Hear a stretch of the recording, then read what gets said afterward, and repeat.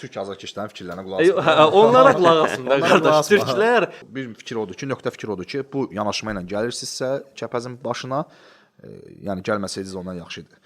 Bu belə. Bu həftə milli komandamız üçün yeni rəqib tapıldı. Haiti millisi oynayacağıq, amma belə deyək də, sosial şəbəkələrdə də eyni ilə sizin reaksiyanız oldu. o klubun taktikasıdır da. Klub necə edir? Topu verirdi rəqibə ki, onlarını alıb olarlar. Şahin Dinevin. Planetlarınız baxmışdı. Flayda. Elə sama Out orada. 2-0-a görə ikimiz də nəsə deyə bilərdik. O Kloppun falan deyil, o Şahin Dinevin. Bizdə də var da, niyə ki? Yunanistan çempionatında oynayan Mahər var. Nürnbergdə oynayır da nasıl? Yəni Oynamır da. Oynayacaq.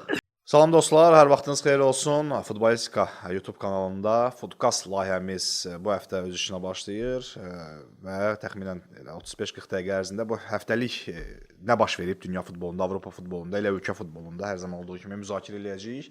Həftəlik icmal buraxılışımızla qarşınızdayıq. Bu həftə həmkarım Ziya Əsgərovla yanaşı Rafael Mirzəyev, bu bloger də deyə bilərik, Rafailə bizimlə olacaq və elə sosial şəbəkələrdə aktiv biridir. Elə onunla da həftəlik gündəmi müzakirə etmiş olacağıq. Ziya, Rafael, xoş gördük. Çox sağ olun. Çox sağ ol, xoş gördük. Dostlar, bizə dəstək olmaq üçün bəyən düyməsinə basmaq, öz fikirlərinizi rəy bölməsində yazmaq və ən əsası kanalımıza abunə olmaq lazımdır ki, bizə bununla da çox böyük dəstək olursunuz və bu dəstək bizi növbəti layihələrə aparıb çıxaracaq. Həmişə bizim ənənəvi, Rafael, həmişə Ziya ilə biz ənənəvi olaraq başlayırıq ölkə futbolundan. Qısaca olaraq gündəmə toxunuruq və gündəmdən sonra keçirik artıq Avropa futboluna. Çempionlar Liqası varsa Çempionlar Liqası, Avropa Liqası varsa ona və bu həftə elə var, hamısından var. Gündəm zəngindir. Bu həftə milli komandamız üçün yeni rəqib tapıldı. Haiti millisi oynayacağıq, amma belə deyək də, sosial şəbəkələrdə də eyni ilə sizin reaksiyanız oldu. Çoxu məsxərəyə qoydu ki, başqa rəqib tapmadılar yoxsa yox, amma Haiti bizdən FIFA reytinqində də yüksəkdədir. Haitinin yəni bir neçə mötəbər turnir təcrübəsi var. Haitinin millisinin oyunçularının Hal-hazırda bizdən fərqli olaraq. Arealı böyüdür. Belə fikirləşirəm ki, Haitili futbolçu tanıyıram yoxsa yox. Sən deyə onun beynimdən keçirəm ki, tanınmış bir futbolçu var Haitidən yoxsa yox. Elə bizdə yadıma düşmədi. Yox, baxa bilərik. Əlimizin altındadır telefonlar və baxa bilərik. Var orada bir neçə oyunçu. Haiti deyəndə zəlzələ yadıma düşür. Donald geriyə yadınıza gəlsə, geriyə misal üçün orada idi və baxaq Porto Rico ilə son oyuna Haitinin heyətində görək bu komandanın heyətində oyunçular harda oynayıb. Kayseri Spor'da var, Daxin Nazon, bu futbolçu var. Daha sonra Ayek'də oynayan var, Bizdən yaxşıdırlar oyunçular. Ayek, Kayseri Spor, Inter Miami'də Fafa Pikaut var.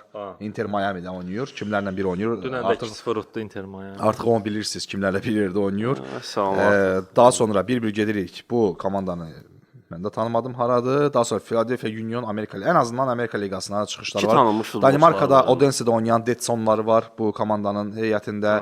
Daha sonra Nancy'də oynayan Martin Experience var Haiti millisinin heyətində. Son heyətlərinə baxırıq. Bax Ignatia'da yəqin ki Zamiqlə bir yerdə oynayır. LD Quito Ekvadordur bu komanda. Yoxsa bəli, Ekvador liqasında oynayan LD Quito komandasının heyətində var. Var oyunçuları. Ən azından nədir? Elə hamısı Fransa 2-ci liqasında oynayan var. Bizdə də var da, niyə ki? Yunanistan çempionatında oynayan var. Mahər Nürnbergdə oynayır da nasıl? Yəni Oynamır da. Oynayacaq. Gələn illər inşallah görək. oynamır deyəndə ötən dəfə oynadı da səhvləmirəmsə 2 oyunluq fasilədən sonra qısa bir müddət heyətdə oldu. Oynamasa ondan yəni. Ayağı düşmədi. Komandası məğlub oldu. Bax belə. Yəni Haiti bizim rəqibimiz oldu. Millimizə uğurlar arzular. Millinin danışacağıq. Mart ayında yəni 2 oyun var Belarus və Haiti ilə. Hər iki oyundan ümumi belə deyək, icmal şəklində biz burada söhbət açacağıq.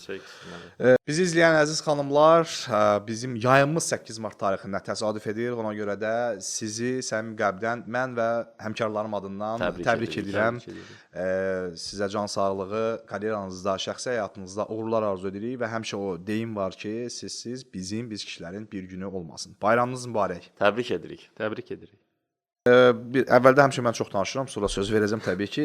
Ziya, yadıma gəlir Samir Abbasovun Sumqayıtda olarkən futbolçular şişib ifadəsini biz podkastda demişdik və mən demişdim ki, orada yəqin ki bir nüfuzlu adam olsaydı çıxıb dava da eləyərdi, bəlkə də sözünü deyərdi. Yoxdur yəqin ki elə bir futbolçu. Və üstündən biraz keçir Ağdaşı bu həftə qınaq obyektinə oldu. Həmkarlarım elə yəni mətbuat konfransında oldular və vacib məqamları həmişə sağ olsunlar, işıqlandıra bilirlər mətbuatda. Ağdaşın üzərinə yıxdı bütün bu Kəpəzlə oyundakı məğlubiyyəti və yəni bir oyunçuya kökləndi də. bilmirəm legionerlərdən qınamaq çətindirmi, yoxsa ona başqa bir cəsarət lazımdır ki, sırf legionerləri günahlandırsın. Çünki özümüz bildik ki, legionerlərin arxasında yəni böyük bir menecer mafiyası. Bax elə demək olar. Yəni onların arxasında Azərbaycanda uzun illər bu problem olub. Bax onlar dayanır. Mən dəfələrlə şahid olmuşam bəzən mətbuat konfranslarında. Neftçidə xüsusilə buna qədərki komandanın heyətində deyərdik. Mənim yadımdadır, Jens Andersen vaxtında mətbuat konfransı təşkil olundu və orada menecer Kamil də orada idi, hər kəs tanıyır, futbol adamıdır. Digər Neftçidən bəzi şəxslər idi. Hələ bundan əvvəlki komandanın belə deyək tərkibi idi, istər mətbuat olsun, istər quruluş olaraq olsun. Və orada Andersena hətta mətbuatda da bu gülünc hədəfinə çevrildi ki, ancaq tikintidən sual verdilər. Bazadan, nə bilim, o niyə olmur, baza niyə gecikir, bu niyə yoxdur, infrastruktur da, yəni futbol qalmışdı qırağa. Və orada bir kənardan müdaxilələr də var idi. Mən orada öz gözümlə görmüşdüm ki, suallar verdirmək istəyirdilər ki, Andersena sırf onun üzərinə yıxmaq istəyirdilər. Bəli. Bax, o problem yenə də həll olunmayıb. Eyni bəzi komanda üzvləri qalıblar və indi də niyə bağladım bunu ona? Samir Abbasov yenə də o yararsız legionerlərin üzərinə atmaq istəmir məğlubiyyəti. Gənc Ağdadaşdan yapışdı. Başa düşürük, 20 yaşı var. Bu Avropa üçün gənc deyil. Artıq 18-17 onlarda istedad sayılır da, yəni üzə çıxan. Onlar da 21-22 artıq top liqalarda top oynayırlar, top özü oynuyorlar. sübut eləmiş oyunçular. Hə, yəni özü sübut eləmiş oyunçular. Biz deyəndə bəzən danışırıq ki, istedadlıdır. Sonra açıb baxırsan yaşına ki, bunun 23 yaşı var. Bunun istedadlı deyən vaxtından gedib. Bax Samirin mən də geniş danışdım. Sənin fikirlərin nədir? Samir Abbasovun Sumqayıtda da eyni fikirlərdir. Gəldi burada da. Burada bir qədər yumşaq dedi təbii ki, amma yıxdı bütün günahı demək olar ki, onun. Mənim fikrimcə ilk növbədə problemlər Samir Abbasovdan başlamır. Mənim fikrimcə Neftçinin belə idarə etmə heyətində mən ən böyük problemi Cenk Sümerdə görürəm ki, idarə etmə heyəti və ondan aşağıda olan işçilər, məşqçilər heyəti, oyunçular və s. yəni ki, belə deyirlər, balıq başdan iylənir. Neftçi ilə Kəpəzin də oyununa baxdım, qol epizodları da oldu, Kəpəzin də xeyrinə epizodlar oldu, Neftçi də qol vura bilərdi, qapıçıların sevləri oldu, axıra yaxın hər iki komandanın necə fiziki zəif olduğunun şahidi olduq ki, epizodlar yarandı. Qaça bilmirdilər topun dalınca, yəni bu qədər fiziki 90 dəqiqə oynaya bilməyəcək oyunçular var. Samir Abbasova gəldikdə, yəni Samir Abbasov bir qədər bilirik ki, çılğın baş məşqçidir. Neftçinin düşdüyü durum, hal-hazırda onun üzərində olan stres nə edir? Yəni ki, komanda alınmır, düzdür. Komandanı çempion edib getdi, ancaq yəni həmin vaxtda Qarabağın oyunu alınmırdı filan, yəni Neftçi çempion oldu, ancaq Samir Abbasovda nələrsə alınmır. Ümumiyyətlə Neftçidə nələrsə alınmır. Yəni Neftçidə nələrsə mənim fikrimcə dəyişmək lazımdır ki, nəsə bir irəliləyiş olsun. Samir Abbasovun Ağdadaşın belə tənqid etməsi mənim fikrimcə normal hal deyil. Başqa digər oyunçular oynayıb Ağdadaşa 4 dəfə imkan düşüb ki, hansı ki onların 4-ünü də qaçırıb. Hə, deyə bilərsən ki, Ağdadaşa 4 dəfə üzbəüz imkan yaratdılar qapıçı ilə. Heç birini vura bilmədi, qırağa vurdu, neynədi?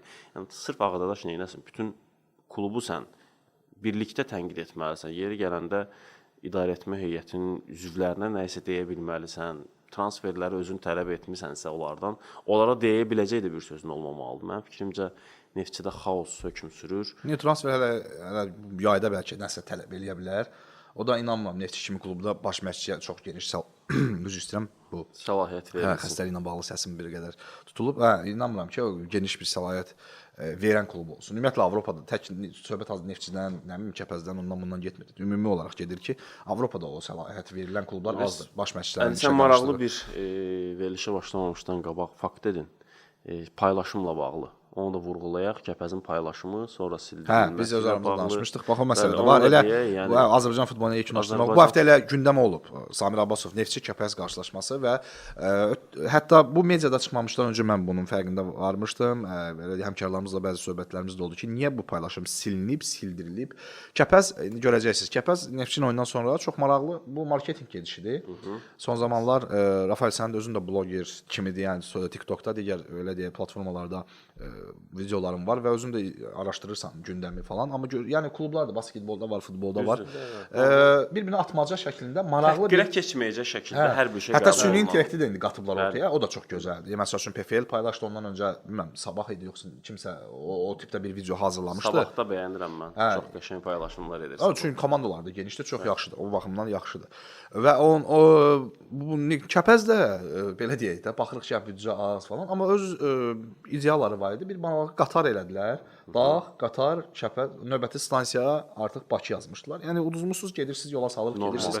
Çox gözəl yerində nöqtə belə paylaşım idi. Və 2 versiya ortaya çıxdı Azərbaycan mətbuatında. Bu sonradan çıxdı. Əvvəldən mən bilirdim bu məsələni. Saxlamışdım ki, podkastda danışacağıq və elə bizim efirdən bir gün əvvəl bu məsələ artıq sosial şəbəkələrdə axşam saatlarında yayıldı belə bir şey. Amma başlıq oldu ki, Kəpəzin yeni himayəçiləri Sokara bağlı himayəçilərinin. İndi hələ onu açıqlamayıb, adlar var. Yəni idarə heyətində təmsil olunacaq şəxslər var. Amma Sokara bağlı himayəçilər sildirib. Bir versiyada var idi ki, birbaşa Sokardan. Yəni elə versiyalar vardı ki, yəni Neftçiyə bağlı, AFFA-ya, Neftçiyə bağlı olan şəxslər sildirib ki, olmaz.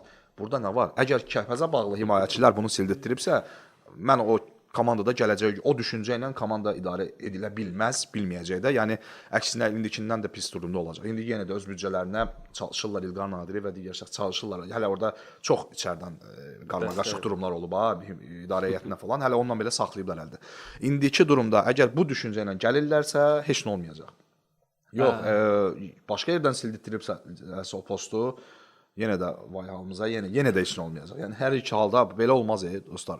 Bu marketinq gedişidir, bu sosial şəbəkədir, burada xoş atmaca var. Siz də gələn dəfə Neftçi başqa bir cavab verər. Yəni mən əslində yəni o versiya da düzdür ki, ola bilər ki, daxildən sildiriblər, istəməyiblər ki, böyük bir komanda ilə intriqaya getsinlər, himayəçilər eynidirsə.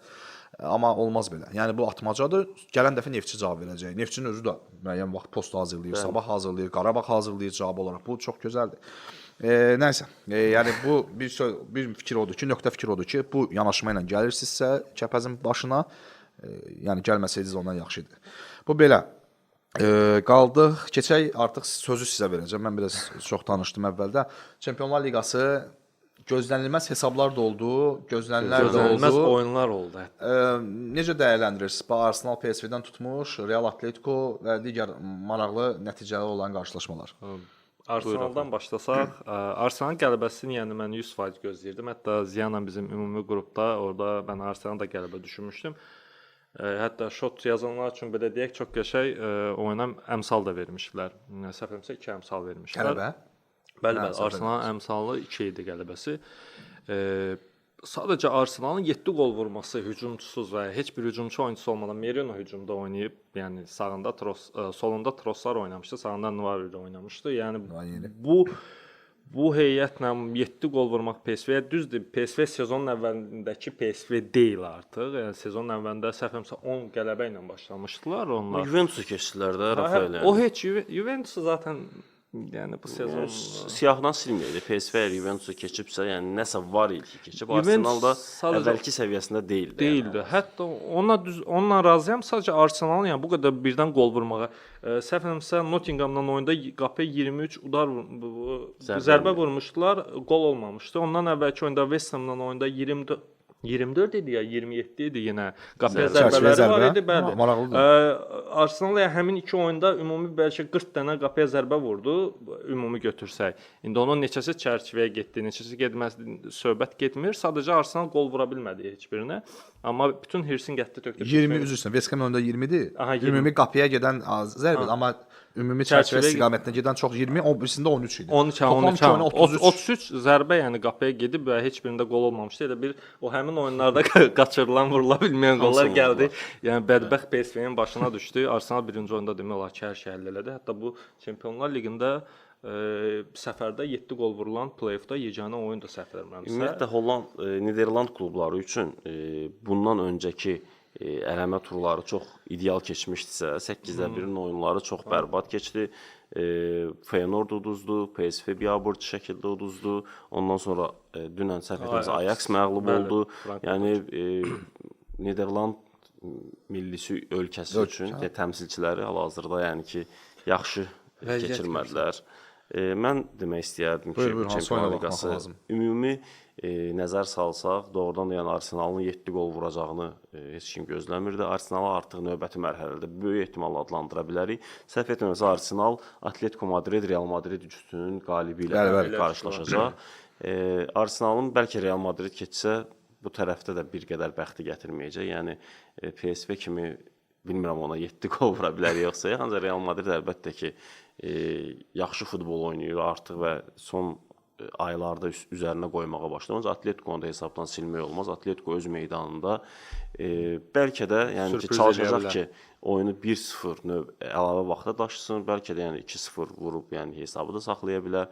Yəni bu cütün taleyi mənim fikrimcə hələ ki heç nə həll olunmayıb. Digər cütlüklərə gəldikdə isə PSG Liverpoola gələk. PSG Liverpool Bir oyunda 20-22 zərbə qapı istiqamətində, amma budur. 27 27-yə də. Ümumiyyətlə Çempionlar Liqasında Atletico Madrid, PSG Atletico Madrid, PSG Liverpool. PSG hər iki klubu demək olar ki meydandan silmişdi. Hər ikisinə də baxırdım oyunda. Eyni hesab qeydə alındı. 90+4-cü dəqiqədə Atletico Madrid. PSG City yoxsa? Yox, PSG Liverpool.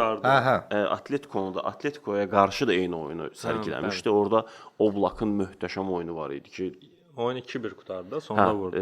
90+4-cü dəqiqədə səhv etmirəmsə fərqləndi əks hücumdan. Burada da PSG gücünü demək olar ki, bütün oyuna yaydı. Artıq 80-ci dəqiqədən sonra bir qədər tükənmişlik gəlirdi. Fərqlənə bilmirdilər.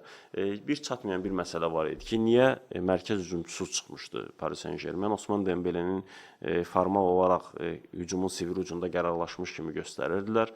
Gonçalo Ramosla çıxa bilərdi. Bəlkə də Ramos olsaydı oyunun əvvəlində epizodları fərqlənə bilərdi. Ancaq Liverpool yəni sadəcə Alissonun yəni o qədər epizod Ziya, o qədər epizod qaçırıblarsa, amma mərkəz hücumçusu sırf bir də məsələn Xviçanın vurduğu qolda, yəni o nə ofsaytdır da yəni. Bu qayda qanunu qardaş. Birbaşa ləğv eləsinlər. Yox, eləyəcəklər. Bax o qayda 1 il sonra Fenerbahçeyə vurulan qollarda ofsayt məsələsi var idi. Orada indi bilmirəm yadınızdadır epizodlar yadında desəsin. Hə, orada da fərqlər var. Amma o Xviçada bilirsən necə üzü yazıq əks istiqamətə qaçır. Arxası qapıya idi. Arxası qapıya idi. Yəni gedir orada heç üzü belə də deyil. O daban qardaş. Yəni ləğv olunacaq da o məsələlər. İndi Arsene Wengerin qərarı var. Qapıçıların 8 saniyə söhbəti necə olacaqsa, həmin ildən deyəsən bu qaydanı da tətbiq eləmək istəyirlər ki. Yox, qapıçının 8 saniyəsi qəbul olundu. Lakin bu ofsayt məsələsi oyunçunun tam o bir oyunçudan irəlidə olması hələ ki qəbul olunmayıb. Onu bəzi turnirlərdə yoxlayacaqlar.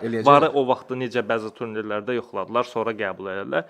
Ondan sonra amma o qayda qanunda düz deyil, amma niyə əvvəlki vaxtda qaydırıq da? Ya pasiv ofsayt vaxtı ya da ki əvvəl necə idi? Aşkar qabaqda olanda mən tam ayağını yox, tam yəni orada artıq aşkar qabaqda olanda qərəz olacaq məsələlərində qərəz olacaq. Var ləğv eləsinlər. Var NBA kimi eləsinlər. Necə qərəz olacaq? Məsələn, necə NBA? NBA-də məsələn belə deyək də var deyə bir sistem yoxdur. Onların var sistemi var.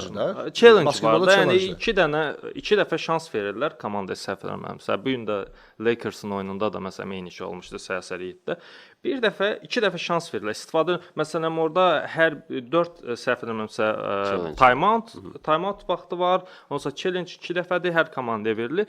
Burada da belə bir şey eləsinlər. Ümumiyyətlə varı ləğv eləsinlər. Var ümumiyyətlə qalsın, yəni getsin. Sadəcə olaraq komanda müraciəti 2 şansı olsun. Bilirsən, oyunda intriqa ölməsin. O məsələn deyək Xviçan vurduğu gol heç nədir də, yəni o necə deyirəm, onu yəni niyə ləğv eləyəsən də dabana görə və ya məsələn həqiqətən PSG öldürmüşdü də yəni Liverpoolu. Mən Liverpool bu il belə bir şey görməmişdim ki, yəni Liverpoolu hansısa bir komanda yesin bitirsin. Bu il yox, ümumiyyətlə Liverpoolun elə biz söhbətdə də Dadaşla mən söhbətdə də elə onun şeylə danışdıq. Yox, City-lə oyunu var idi. 5-2 məğlub olmuşdu Real Madridə. 5-2 məğlub olduğu oyunda da belə Liverpool bu qədər əzilməmişdi. 2-0-dan gəlib 5-2 udulmuşdu. Bu qədər əzilməmişdi. Liverpoolu sözün əsl mənasında yəni tank kimi üstündən keçdilər. Əzdilər, ancaq futbol bəxti Atletico Madrid görə sveclər nədir Liverpoolun? Qolunu vurdular rahat indi. Amma evdə favorit olacaq. Favorit də artıq. Favorit olacaq. Mən inanmıram favorit. Enrique-dən mən çox nəsə gözləyirəm. Yox, mən istədim ki, Liverpool evdə tamam elə birinci oyunda PSG necə oynayıbsa Liverpool ikinci oyun evdə elə oynayacaq. Yox. Enrique-nin mən məsələn o vaxtı Barselonaya gəlməmişdən əvvəl də Barselonaya gələndən sonra da ən çox bəyəndiyim baş məşqçilərdən biridir. Hətta Guardiola'nın Barselonasından daha çox Enrique'nin Barselonasını bəyənirdim. O söhbət yox, MS-inə görə deyil, oyun stilinə görə. Guardiola ruslar deyir nudnudur, yəni darıxdırıcı futbolu var idi. Pas. Bəzən yadlarından çıxır ki, bunlar hücuma getməlidir, amma Enrique-də nə idi? Sürətli hücuma keçmək. Pasla da oynaya bilirdi, sürətli keçidlər də çox idi. Eyni şey PSG-də görürük. İspaniya millisində də eyni şeylər eləmişdi. Enrique-nin Yəni, məsələn fərqləndirən məqamda. Bəli, fərqləndirən və ona görə mənim üçün o Guardioladan daha üstün baş məşqçidir. Məsələn, onun qurduğu bu heyət belə möhtəşəmdir. Demək olar ki, oyunçuların əksəriyyəti tanınmamış oyunçulardır. Demək olar hər kəsi göndərdi. Bax odur, məsələ odur ki, tanınmamış yox, sadəcə gənclərdən yəni nə mənada təcrübə ilə. PSG deyəndə adamın ağlına nə gəlir? Ulduzlar gəlir. Yəni muzlu Mbappe. əsgərlər gəlir də, yəni pulla tutulub hamısı ulduz oyunçular. Yəni Marquinhos-u çıxmaq şərti ilə belə deyək də heç kim qalmır. Donnarumma götürəydi. Osman Dembeləni də saymaq. Daha Əşrəf Hakimi də 26 yaş bir neçə. Əşrəf 3 dənə belə götürsək əsas heyət. Dembele yəni karyerasının çöküşdə vaxtında gəldi orada. Yəni Rendə çıxış elədi, möhtəşəm oynadı, gəldi Borussiya-da möhtəşəm oynadı. Eyni vaxtda Emre Morla idilər də. Eyni vaxtda gəldilər. Oradan da Barselona möhtəşəm bir məbləğ ödədi Barselona o vaxtı. Aldı, orada partladı Barsanın əlində oyunçu.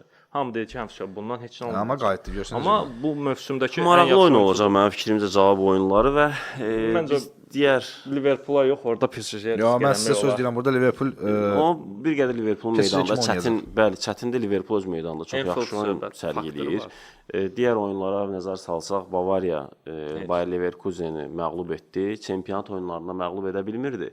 Və son elə çempionat oyununda qapı çərçivəsində bir zərbə belə endirə bilməmişdi Bavariya. Bu dəfə artıq Çempionlar Liqasıdır. Burada fərqli oynamaq lazımdır və məğlub etməyi də bacardı. Cavab oyunu da düzdür, artıq şansları demək olar ki 80-90% Bavariya həll edib və bir qədər 1-2 cütü çıxmaq şərti ilə artıq növbəti mərhələyə kimlərin daha çox yüksələcəyini, daha çox ehtimal olduğunu deyə bilərik. Artıq mənim fikrimcə başqa oyunlara, yəni burada keçdik. Interdə rahat gedəcək. Hə, bəzi oyunlar rahat oldu. Bayern özü Mən məsələn Brujdan heç-nə gözləyirdim. Ziya bilir, gəldi 80-dan sonra qol buraxma, amma Bruj Aston Villada məsələn üstün oyun oynamışdı orada. Məsələn mən ancaq artıq yox, sadəcə bu ilə çox maraqlı oyunlar oynadı. Yəni hər ikisi üçün bu mərhələ əslində belə deyək, son mərhələ olmalı idi. Sadəcə bir-birinə düşdülər deyə. Yəni bir mərhələ ikisindən biri bir mərhələ artıq getmək fürsəti var. O da Aston Villa yaxşı dəyərləndirdi. Cütlüksə mənim Borussia Dortmund Lille qarşılaşması. O Lille gedəcək. Mən sözün yəni açığı inanmırdım ki, Borussia Dortmund Lille məğlub edə bilməsin. O qədər azarkeş önündə öz meydanında Borussia yaxşı oynayır. Yəni Siqnalda yəni doğrudan da afərin. Fenerbahçe Lille səttini keçə bilməyəndə çoxları deyirdi ki, Lille zəifdir. Fenerbahçe onu keçirdi son əlavə olunmuş dəqiqələrdə. Sən türk azarkeşlərin fikirlərinə qulaq as. Onlara qulaq asın da qardaş. Türklər hamıya yuxarıdan aşağı baxır. Mən türk bu kommentatorlara baxanda mən dəli oluram, deyirəm ki, axı Rangers püşkatma oldu, Rangers düşdü. Hamısı biz Rangers keçmişik, növbəti mərhələdə Romanı ya da Atletik Bilbao'nu Romanı istəyirik ki, Mourinho keçmiş komanda. Bunlar zakaz eləyirlər ki, biz Romanı istəyirik. Qardaş, Rangers türklər Şotlandları özlərindən aşağı görürlər. İsveçrəni, Danimarkanı, Norveç klubların, Çexiya klubların və maraqlıdır ki, hamısı da bunların sözün əsl mənasında, yəni dərs keçirir. Rafael bir məsələ var. Fenerbahçe Lilledən doğrudan yaxşı oyun sərgiləmişdi. Razıyam, oyuna baxmışdım da. Dəqiqələrdə penalti zərbəsi oldu. Fenerbahçe keçə bilmədi. Elə o Fenerbahçenin oyununa açılmış Avroliqaya istəyərdim toxunum. Dünən Fenerbahçe Rangersə məğlub oldu. Galatasaray bundan qabaq Azalkmar tərəfindən belə deyə döyülmüşdü. Onun ardınca da Fenerbahçe davam etdirdi. Kontrataklar. Azalkmar da dünən gördük ki, Tottenham'lə bəli 1-0 həqiqətən belə deyək ki, bütün dünyada mərc azarkeşlərin hamısını yanıltdılar 1-0 bitməyi ilə. Bookmakerlərin günü oldu dünən. Heç nəyə gətirmədilər. Bookmakerlər pulları götürdülər amma. Nə səfər qələbəsini. Ancaq Fenerbahçenin oyununa baxanda Rangers tərəfi gözlənilirdi ki, Rangers əks hücuma çıxacaq və gözlənildiyi kimi də oldu. Rangers 5 gol vurdu. İkisi çox cüzi offside səbəbindən sayılmadı. Nəyə görə məğlub oldu? İkinci hissə başlayan ki, Mourinho'nun belə deyək ki, ağla sıxmaz dəyişiklikləri oldu ki, ancaq hücuma atıldı. Sanki ikinci cavab oyunudur və bu oyunda qol vurmasalar, məğlub olsalar artıq növbəti mərhələyə keçə bilmirlər. Yəni müdafiəni boşaltdı, Yusuf Akçiçəyə çıxartdı onun yerinə. Yəni Saint Maksimini saldı. Sen Maksimini saldı. Sən Sen Maksimini çempionat oyunlarında oynatmırsan. Oğuz Aydını listəyə salmayıblar. Oğuz Aydının yoxluğu açıq-aşkar görünürdü. Sen Maksimin 1-2 oyunçu keçir, qapı qarşısına ötürmələri yoxdur. O oyunçu deyil də qardaş. O niyə oynadı? Onun da səhvindən 3-cü qol elə oldu da. Kornonun vurduğu qol. Əksində boşluqdur. Sırf Maksimin səhvidir. Adam o oyuna girdi. Mən eyni vaxtda 3 oyuna baxırdım. Chelsea-nin, Manchesterin, bir də bu Fənərin oyununa. Hətta Ziyaya şəklini çəkib atanda Ziya qayıtdı ki, deyir, Fənərə baxırsan, deyirəm, baxım görüm nədir də. Həqiqətən, yəni o oyunçu niyə oynayır, mənim başım çıxmır da. Fənər bilsiz necə? Türklər o şey bədbəxtdirlər ki, ancaq adı olan oyunçular. Saint Maximin əgər güclü oyunçu olsaydı, Newcastle-dan Ərəbistana getməzdi də. O daha üstə gedərdi. O sizə gəlibsə, deməli o biz də Samir Abbas kimi Ağdaşın üstünə. Sən də Saint Maximin üstünə yıxmadı. Yazıq. Yox, yıxmıram nə mənada. Ona qədər onsuz udzurdu. Birinci Şimanskinin səhvindən oldu. Bəli. Birinci qol açıq-aydın. Qardaş, futbolda bu dərs keçirlər də futbolçulara. Bizdə düzdür, futbolçular ancaq məşqdən ibarətdir, dərs keçilmir. Yəni teoriya keçmirlər bizdə. Amma məsələn dünyada futbolçulara La Masiyadan belə götür, teoriyası var. Top ayağına gəldi. Top ayağına gəlməmisən, artıq hara pas verəcəyini bilməlisən. Yox, bizdə keçirlər. Hələ o inkişaf eləmiş. O heç də. Yəni futbolun yazılmış qanunlarından biri budur ki, top sənin ayağına gəldi. Sən 2 saniyə ərzində artıq sən ötürməni eləməlisən. Top ayağına gəlməmisən, artıq 2 saniyə düşünməlisən. Hə də. Top ayağına gəlməmisən, artıq topu hara verəcəyini bilməlisən. Hətta bunu Arda Turan da açıqlamışdı. Barselonanın niyə görə bu qədər güclü oynadığını orada bir intervyusunda demişdi. Yəni bu həqiqətən belədir. Qardaş, sən niyə inirsən orada qapının 16-nın düz qarşısında? 17 metrlikdə nə etmək istəyirsən və heç nə.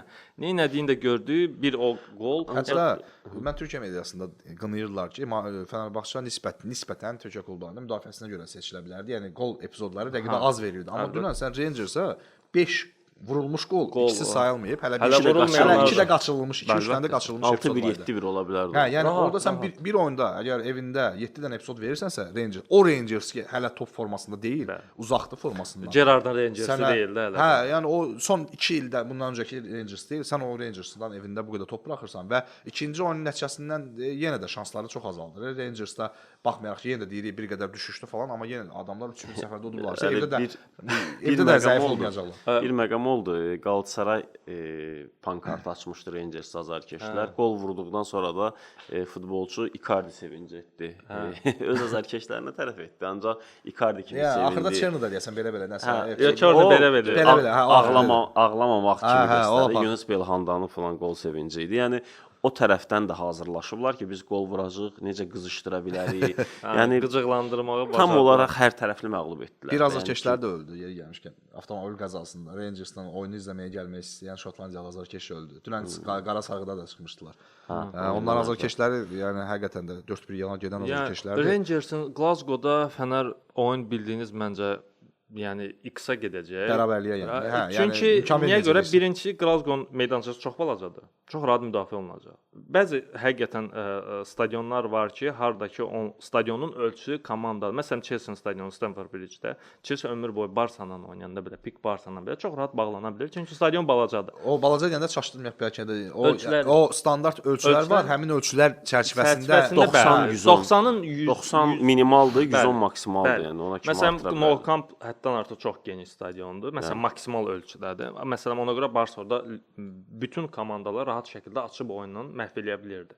Məsələn, Stamford Bridge-dir. Hətta yanına gəlirsə Celtic-lə Barsanın oyunu var idi o vaxtda. Sırf İngilis Britaniya futbol stadionlarında birbaşa qaçışıqlı yoxdur, yapışır. Bəli. O vaxtı Barsa Celtic oyunu var idi. Məğlub etmişdi Celtic eyni məsələn PSG Liverpool oyunu kimi ssenari getmişdi. Celtic bir dənə qol vurub oyunu aparmışdı. 81-in 19-a topa sahib olmaq var idi. 30 neçə dənə qol qapıya zərbələri var idi Barsanın. Məsələn, həmin Barsa orada yəni meydançanı açmaq mümkün deyil. Çünki minimum həddədir və çox rahat da bağlanır, müdafiə olunacaq və bu oyunda da gördüyümüz kimi 3 pasla 3-cü qol Maksimendən aldı.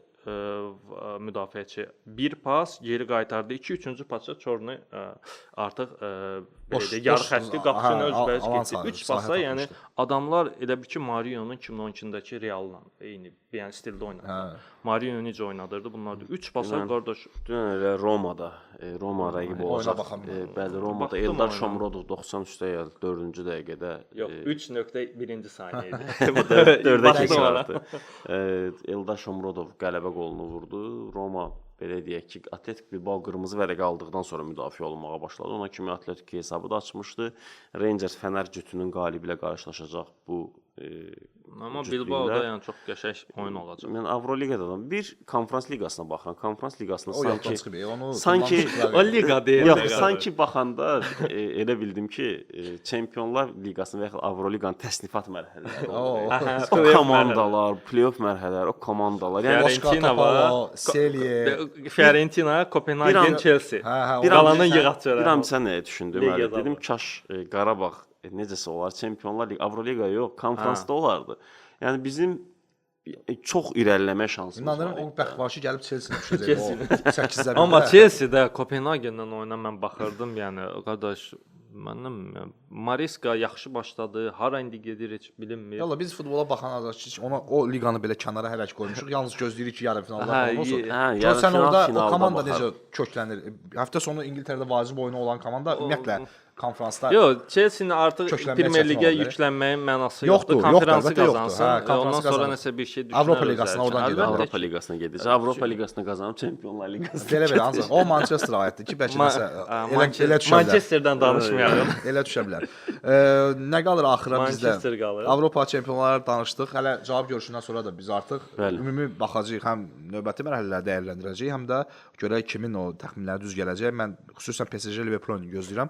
Çünki Mən PSG-yə keçəcəyini Rafael PSG-yə düşünürəm. keçəcək ya da Məncə PSG-nin məğlub Mən Enrique-yə olmayacağını güvənirəm. fikirləşirəm. Yəni Rafael komanda yox, Enrique-yə güvənir. Enrique-yə Mən Liverpoolun güvənirəm ki, PSG necə burada oynadısa öz Qol-qollu evində, qarşılaşma Liverpool da öz evində eyni oyunu diktə eləyəcək PSG-yə. Mən onu fikirləşirəm. Əli bir məsələ var. Qayıdan topları hamısını PSG toplayırdı. Liverpoolda orada çatmayan nəsə var idi həmin oyunda. Bax, Bəlkə də həmin Ya, oyun aradan günü qaldıracaqlar da. Bir həftə yox, vaxtları bir dənə moment deyim indi hamımızın yadına düşəcək. İkinci hissə başlayan kimi gördünüz də PSG başlayan kimi topu atdı out'a. Heç- Niyə atdı? Çünki öndə pressinq eləmək üçün. PSG-nin Liverpoolun Mən öz də stadionunda. fikir- Yox, yəni, ikinci hə, hissə öndə başlayan kimi Xviça götürdü səhv eləmirəmsə topu, pası atdı Xviça, vurdu out'a sol cinaqdan. Hə. Özlərinin getdiyi sol High pressing cinaqdan. eləmək istəyiblər High də pressing. orada. o Kloppun Qardaş, taktikasıdır da. Klopp Kloppun necə edir? taktikası. Topu Amma verirdi rəqibə ki, onlar onları alıb Enrique- Şahin olanı. Dinevin. Franz baxın. Flyda. Elə sabah Out orada. 2-0-a görə ikimiz Hə, də o nəsə siz deyə bilmirsiniz. bilərdik. O Kloppun falan deyil, o Şahin Dinevin. O üzrlü sayma bilmirdim. Amma həqiqətən PSG-nin oyununda o üstünlük ondan ibarətdir ki, PSG-nin oyunçusu hamısı cavan, hətta yüksək pressinq edirlər. Və mən inanmıram ki, onlar Liverpoolun stadionu Anfield-da gəlib oturacaqlar arxada. Onlar Liverpoolun stadionunda da eyni şeydə boğacaqlar onları. Yəni bilirəm, bu hissə qalır onsuz da izləyənlər onu- görəcək. Mən də başqa əks fikirdəyəm ki, Liverpool onların tətbiq elədiyi oyunu özlərinə qaytaracaq artıqlar. Məncə Liverpoolun o gücünü Hətta PSG vura bilmədiyini Liverpool vuracaq. İstifadə Dünən edəcək. bir məsələyə də toxunum. Fenerbahçe azarkeş var, yaxın dostumuzdur Orxan Rzayev. Doğrudan Fənərin məğlubiyyətindən sonra çox pis olmuşdu. Buradan deyirəm ki, növbəti mərhələyə Elə dedim bəlkə intihar zadı. yox, ona ağlayır. o cür O həddə cəhdə, o cür cəhdə var idi. Ancaq Orxan, yəni ki, mən ümid Lazım edirəm deyil. ki, növbəti tura Fenerbahçe keçəcək. Yəni Amma gələn ildə- tanıdığım ən yaxşı yəni Fenerbahçe azarkeşi. Ətrafımızda Dadaş niyə çoxdur. demirsən? O Fenerbahçe aldı. Çoxdur ətrafımızda Fənər, Qalatasaray, mənim ətrafımda ümumiyyətlə elə əksər Qalatasaray da düzdür. Tanıdığım ən Azarkeşlər, amma fanatik, yəni ki, Fenerbahçe çox aldı. mümkün deyil qaçmaq o azarkeşlərdən, çünki Azərbaycanda türk klubları çox Biz sevilir. fantaziya. Yeri gəlmişkən Team Store-a təşəkkür etmək istərdim. Bizim ötən həftələrdə olan qalibimiz Sultan profilli Bəli. bir qalib idi. O Fenerbahçe Qalatasaray oyunu ilə dəqiq hesabı tapmışdı və 5 qalibdən biri idi. Viktorinada onun adı çıxdı və o əlaqə saxlayıb artıq öz istədiyi, götürməyim amma istədiyi formanı sifariş edib belə deyək. Team Store Təşəkkürlər edirik Team Təşəkkür Store-a. edirik. Hədiyyəsi ona çatacaq yaxın günlərdə. Bu arada əli bir məsələni də tez deyim. Aprel ayının əvvəli yenə də bizi derbi gözləyir. İstanbul derbisi Fenerbahçe Qalatasaray kubokda Hə, bəli. bəli. Ayın tarixi dəqiq açıqlanmayıb. Ya 1, 2 ya yaxud da ayın 3-ü Yəqin Ali oynanacaq. Koç oyundan çəkilməzsə. Yox, bu oyundan çəkilmir. Çünki öz meydanlarındadır. Bu Şansları da arada çoxdur, hə? biz ötən həftə bildirmişdik axı Türkiyə kubokunda bilinmir necə bəli, oynanılır və gələn ildən artıq köhnə formatına qayıdır kubok. Bu qrupları ləğv edədilər. Köhnə formatda necə oynanılıbsa, artıq yəni ki, Play-off idi getdi. yəni play-offlar olacaq. Adi qaydada oynayacaq. İngiltərədə Kubok qaydasında oynayacaq və belə bir məsələyə də aydınlıq gətirim ki, bu cür qurmaq üçün bir şirkətlə anlaşıb Türkiyə Federasiyası. Şirkət gəlib belə qurub, bəyənməyiblər, onlara artıq pullarını da ödəyiblər. Yəni belə deyək də bir cür üzərlərində test aparıblar Türkiyə liqasının. Valla ona test şirkətə də ehtiyac yoxdur. Ona var ki, özdə. Yəni hazır Bunlar yəni sistemlər ki, necə olubsa elə. Hazır pul sevmək variantıdır. YNT eləyib. Ziya, Keçək fanteziya. fantezi qısaca olaraq çünki vaxt Ötən turda heyəti bildirmişdim. Çünki Eyni bu oyunlar eyni heyətdə hal-hazırda ekranda da görürlər. Kapitan da yəni ki Salah olacaq. Dəyişilən heç bir nə artıq deadline-da. Biz efirə gedəndə artıq deadline olmuş Bəli, olacaq bəli, yəni bəli. Ona görə siz Yəni ki, ötən həftə heyəti vermişdik. Heyəti vermişdik. Oradan Oradan baxıb mərc dəyərləndirə sonda. bilərlər. Rafael, sən mərclə bağlı nəsə iş dəfədə bizdən ona görə. Nəsə fikirlərin Mən düzü, olacaq? Son vaxtlarda mərc işlərin çox da irəli Gəl getmirəm. oldu sən. Amma bu günlərdə, yəni bu günün oyunlarından götürsək, yox, Şənbə günü, şənbə ya bazar günü oyunlarından götürsək, bir-iki dənə oyun var. Əlbəttə ki, Arsenal Manchester oyunu var. Manchester Arsenal düzdür. Və ümid edirəm ki, Amorim nəsə fikirləşər, bir Manchester United azərkeş olaraq onu deyə bilərəm. Amma istəmirəm ki, yəni Arsenal gəlib bizə bir 4 dənə qol versin. Orada mənim fikrim Arsenal belə deyək də rahat qələbə ilə çox relaks olacaq. Manchester United-ın top komandalarından bu ilki oyunlarındakı nəticələri bəlkə ümid verir ki, biraz dirəniş olacaq. Mən ona görə kornerə gedərdim. Arsenalın United-la ilk oyununda da korner çox olmuşdu və kornerdən fərqlənmişdilər. O baxımdan mənə elə gəlir ki, bu oyunda mən təklif eləyəcəm bizə 10.5, 11.5 kornerə. Bir oyunda çoxu korner olur, digər oyunda 2 korner. Olmur, o düzdür. O niyə elə eləyirlər? Amma Manchester United onu sövq eləyəcək o kornerlərə. Manchester United çünki yəni özü oynamasa belə, rəqib sıxsa belə, yəni kornerlərə gedəcək o. Əgər riskli bir şey yazmaq istəyirlərsə, Arsenalın 2-5 üst qələbəsi ilə girərəm mən. Çünki Manchesterin dünənki oyununa da baxdım. Yəni hər oyununa da baxıram. Artıq mənim qara saçlarım ağarıb yəni Manchesterə görə. Sən narahat olma, məndə də elə. 2002-ci ildən bəri United azərkeşiyəm və həyatımda gördüyüm Manchesterin ən bərbad günləridir. Yəni. Mən Nistelrooyun orada olduğu ildən azərkeşiyəm. Mən 2002-ci ildə ilk dəfə Lider TV-də başladılar yayım verməyə. Premier Liqin həmin vaxtdan azərkeşiyəm. Təxminən sən də mən də ikimiz də elə xoş günləri cəmi uzun çəkmədi. Yox, çəkdi, niyə çəkmədi? 5-6 il gördük ondan sonra. 11 il. 11 ildən sonra da işgəncə gördük. 11 il deməzdim də. 2010, 11, 13-ə qədər. 13-də də o çempionluğu qoyaq qırağa da. Ondan sonra biraz Mourinho dövründə üzümüz güldü. 3 kubok qazandı. 2 dəfə uduzmaq falan. O illərdə artıq üzr istəyirəm, artıq siqnallar gəlirdi. Gəlirdi, bəli. Bax belə United oyununa Ziya sən variantın hazırdırsa verək dərhal. Kupon bəli, kupon şəklindədir. 3 oyun ötən verilişdə verdiyim oyunda bir kuponda bir oyundan səhv etmirəmsə yandı. Bu dəfə ilk oyunum olacaq Ren PSG oyununda. Mən də onu seçmişəm. Renin qol vuracağını düşünürəm. Mən də qol variant seçmişəm onu oyuna. 1.50 əmsaldır. Mənim fikrimcə yəni ki PSG əsas hədəf Çempionlar Liqasıdır. Əsas oyunçularını dinləndirəcək. Yəni normalda da bunu etmək lazımdır. Eyni ağılla yanaşmışıq. Bəli, mənim fikrimcə, yəni Ren öz meydanında da yaxşı oynayır. Qol. Verilən əmsal da ona qol yox, özü qol vuracaq. Renin özünün 0-5-üstü. Kuponda görürsüz siz. Sivasspor Göztepe oyunu var. Türkiyə Süper Liqasına getmişəm. Sivasspor düşmə zonasındadır. Fikrimcə öz meydanında Sivas yaxşı oynayır. Reyman ayda son turlar yaxşı formada deyil, ancaq mənim fikrimcə Sivasspor Göztepeyə qol vura biləcək. Sivasın 0-5 üstün bir SK bir top vuracaq. Və sonuncu oyunun Napoli Fiorentina oyunudur ki, Napoli fikrimcə Fiorentina məğlub edəcək. Çünki Napoli Avrokuboklarda yoxdur. Fiorentina dünən Panathinaikosla bir qədər belə deyə ağır oyun oldu. Gərgin oyun keçib. Napoli isə çempionluğu oynayır. Fikrimcə Napoli qalib gələcək. 3.20 əmsaldır ümumi 3 oyun. Uğurlar arzulayırlar. Uğurlar. Yaxşıdır. Çünki Sivasda deyəndə bu dəqiq, yəni mənə görə dəqiq olan oyunlardır, oxşanır. Napoli isə yəni qələbə yazmısan aşkar. Yəni favoritdir. Ötən həftə mənim özümə ləzzət eləyən o Napoliyə verdiyim nəticə idi. Interlə oyunda 1-1. Mən də onu bildirmişdim. Sən demişdin ki, Inter fərqlənib gözləyəcək. Elə də oldu. Mən dedim ki, Inter vursa Napoli də vuracaq, oyun 1-1 bitəcək. Yəni qarşılıqlı qolla elə də həmin nəticədə bitmişdi. Bax belə bu həftə də ziyan kuponunu gördünüz. Sən artıq Reni dedin, mən də 5-6 oyun seçmişdim. Kupon şəklində yox, ümumi Liverpool Southampton oyununa girməyəcəm. Burada yazmışam, amma istəmirəm çünki həmsə misallara təhlükəli hə, oyundur. təhlükəli oyundur. Yəni Çempionlar Liqası öncəsi. istənilən cür fırlada bilərlər yəni oyunu, hər- istənilən cür fırlada bilərlər.